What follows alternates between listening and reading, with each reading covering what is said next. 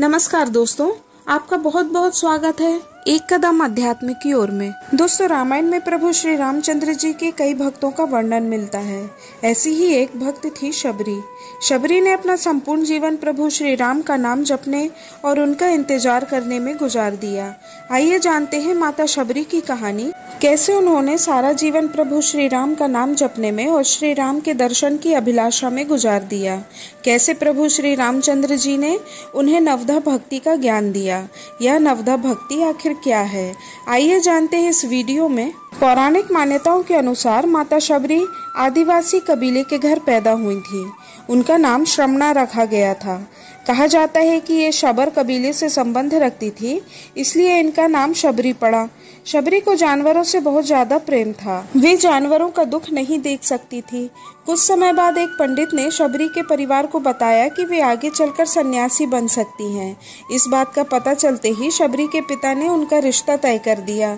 जैसे ही शादी का दिन नजदीक आया, शबरी के घर वालों ने खूब सारी बकरियां और अन्य जानवर घर के पास लाकर बांध दिए। उसने माँ से पूछा, इतने सारे जानवर हमारे घर क्यों लाए गए हैं? माँ ने जवाब दिया, बेटी तुम्हारा विवाह होने वाला है, इसलिए हम लोगों ने उनका इंतजाम बलि के लिए किया है। तुम्हारी शादी के दिन बलि की प्रथा होगी, फिर इनसे स्वादिष्ट भोजन बनाकर सबको परोसा जाएगा। यह सब सुनकर शबरी दुखी हो गई। काफी देर तक शबरी ने उन जानवरों को आजाद करने के बारे में सोचा। तब रात में शबरी ने उन जानवरों को भगाने के लिए खोल दिया, परंतु ऐसा करते हुए किसी ने देख लिया। जानवर तो भाग गए, साथ ही डर के मारे शबरी भी भाग गई। भागते भागते शबरी मतंग मुनि के आश्रम के पास पहुंची। वे आश्रम के पास छुपकर रहने लगी। वे सुबह उठकर पूरा आश्रम साफ कर देती थी, जंगल से लकड़ियां तोड़कर ले आती थी और फल फूल तोड़कर आश्रम के पास रख देती थी। जब कुछ दिनों तक ऋषि मुनियों ने देखा कि उनका काम यह कौन करता है, तब उनकी नजर एक बार शबरी के ऊपर पड़ी। उन्होंने उसे अपने पास बुलाया, उसे अपने आश्रम में जगह दी। मतंग मुनि ने उसे अपनी बेटी की तरह अपने आश्रम में रख लिया। वह रोज ऋषियों की सेवा करने लगी। मतंग ऋषि को शबरी ने बताया कि वे उनसे गुरु दीक्षा लेना चाहती हैं। तब मतंग मुनि ने उन्हें गुरु दीक्षा दी और अपने गुरुकुल में रहने दिया और भगवान से जुड़ा ज्ञान देते रहे। शबरी ने भी अपने गुरु मतंग ऋषि की सेवा करने में कोई कसर नहीं छोड़ी। समय के साथ मतंग ऋषि का शरीर बूढ़ा हो गया। उन्होंने एक दिन शबरी को अपने पास बुलाया और कहा, बेटी मैं अपना देह त्याग करना चाह रहा हूँ। बहुत साल हो गए शरीर में रहते रहते। शबरी ने दुखी मन से कहा, आपके ही सहारे मैं इस जंगल में रह पाई हूँ। आप ही चले जाएंगे तो मैं जीकर क्या करूँगी?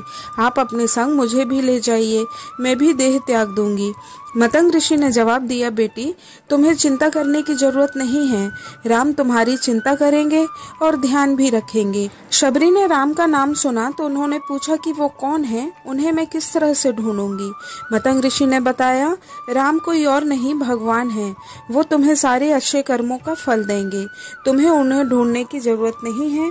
वो एक दिन खुद तुम्हें खोजते हुए इस कुटिया में आएंगे। तुम्हें उनके हाथों ही मोक्ष मिलेगा। तब तक तुम इसी आश्रम में रहो। इतना कहते ही मतंग ऋषि ने अपना शरीर त्याग दिया। शबरी के मन में मतंग ऋषि के जाने के बाद से एक ही बात थी, भगवान राम स्वयं उससे मिलने आएंगे। वो रोज भगवान से मिलने के लिए बाग से अच्छे अच्छे फूल लाकर पूरा आश्रम सजाती थी और भगवान के लिए कंद मूल फल और बेर तोड़कर लाती थी। भगवान के लिए बेर चुनते हुए शबरी उन्हें चख लेती थी, ताकि भगवान को वो सिर्फ मीठे ही बेर दे सके। रोजाना शबरी इसी तरह भगवान के दर्शन की आस में फूल और बेर इकट्ठे किया करती थी। इसी इंतजार में कई साल बीत गए। शबरी का शरीर भी वृद्ध हो गया। जीवन भर राम की प्रतीक्षा में बैठी शबरी की इच्छा आखिर पूरी हुई। वन में माता सीता को ढूंढते हुए श्री राम और लक्ष्मण शबरी की कुटिया में पहुंचे। शबरी ने देखा श्री राम और लक्ष्मण मतंग वन की शोभा निहारते हुए बहुत सारे वृक्षों से घिरे उस आश्रम की ओर आ रहे हैं। शबरी सिद्ध तपस्विनी थी। दोनों भाइयों को आश्रम में आया देखकर वह हाथ जोड़कर खड़ी हो गई। उन्होंने श्री राम और लक्ष्मण के चरणों में प्रणाम किया। कमल के समान नेत्र, विशाल भुजाओं वाले, सिर पर जटाओं का मुकुट और गले में वनमाला धारण किए सुंदर सांवले और गोरे दोनों भाइयों के चरणों से शबरी लिपट गई। शबरी ने कहा, हे रघुनंदन, आज आपका दर्शन पाकर मुझे अपनी तपस्या में सिद्धि प्राप्त हो गई। आज मेरा जन्म सफल हुआ, गुरुजनों की उत्तम पूजा भी सार्थक हो गई। ऐसा कहकर शबरी ने दोनों को आसन पर बिठाया। कंदमूल फल जो भी उसने प्रेम पूर्वक तोड़े थे उन्हें खाने को दिए। श्री राम ने बड़े प्रेम पूर्वक पके हुए मीठे कंदमूल फलों को ग्रहण किया और साथ ही शबरी के जूठे बेर भी खाए। यही तो प्रभु श्री राम की लीला है। वे अपने भक्तों द्वारा दिए हुए जूठे बेर भी बड़े स्वाद लेकर खाते हैं। उन्होंने उन फलों को खाया और बार बार उसके स्वाद का बखान किया। इस प्रकार प्रभु श्री राम का आदर सत्कार करके शबरी ने कहा, हे प्रभु, आपकी कृपा दृष्टि पड़ने से मैं परम पवित्र हो गई। हे शत्रुदमन, आपके प्रसाद से ही अब मैं अक्षय लोक को जाऊंगी। फिर वह हाथ जोड़कर खड़ी हो गई। तब प्रभु श्री राम बोले, मैं तो केवल भक्ति का ही संबंध मानता हूँ। जाति पाति, कुल, धर्म, बड़ाई, धन, बल, कुटुंब, गुण एवं चतुराई, इन सब के होने पर भी भक्ति रहित मनुष्य जल के बिना बादल जैसा लगता है। उन्होंने शबरी को नवधा भक्ति का उपदेश दिया। उन्होंने कहा, मेरी भक्ति 9 प्रकार की है। पहला, संतों की संगति अर्थात सत्संग। दूसरा, श्री राम की कथा में प्रेम। तीसरा, गुरुजनों की सेवा। चौथा, निष्कपट भाव से हरि का गुणगान। पांचवा, पूर्ण विश्वास से श्री राम नाम जपना। छठवां, इंद्रिय दमन तथा कर्मों से वैराग्य। सातवां, सबको श्री राममय जानना।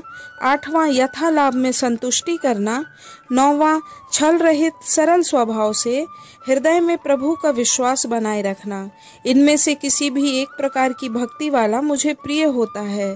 फिर तुम में तो सभी प्रकार की भक्ति है, अतः जो गति योगियों को भी दुर्लभ है वह आज तेरे लिए सुलभ हो गई। उसी के फलस्वरूप तुम्हें मेरे दर्शन हुए, जिससे तुम सहज ही स्वरूप को प्राप्त करोगी। इतना कहकर श्री राम ने शबरी से जानकी के विषय में पूछा। शबरी ने उन्हें पंपा सरोवर पर जाने को कहा और बोली, वहाँ सुग्रीव से आपकी मित्रता होगी। हे रघुवीर, वे सब हाल बताएंगे। आप अंतर्यामी होते हुए भी ये सब मुझसे पूछ रहे हैं। फिर कहने लगी, जिनका यह आश्रम है, जिनके चरणों में मैं सदा दासी रही, उन्हीं पवित्र आत्मा महर्षि के समीप अब मुझे जाना है। प्रेम भक्ति में रंगी हुई शबरी ने बार बार प्रभु के चरणों में सिर झुकाकर प्रभु दर्शन करके हृदय में श्री राम के चरणों को धारण करके योगाग्नि द्वारा शरीर त्यागा। वह प्रभु चरणों में लीन हो गई। दोस्तों, यह कहानी आपको कैसी लगी कृपया कमेंट करके जरूर बताएं। ऐसी ही और नई नई वीडियो देखना चाहते हैं तो चैनल को कृपया सब्सक्राइब करें और देखते रहें एक कदम आध्यात्म की ओर। धन्यवाद। जय श्री राम।